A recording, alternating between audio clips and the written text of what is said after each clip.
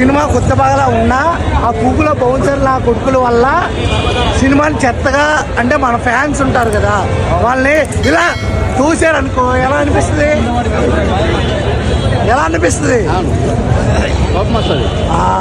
ఆ కోపం నాకు వచ్చింది.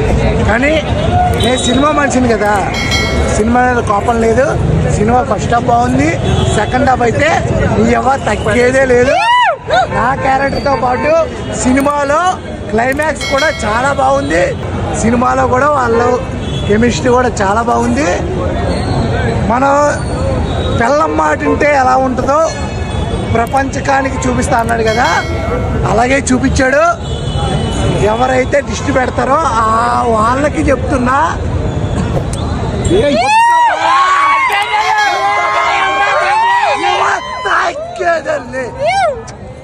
I love you darling. Thank you.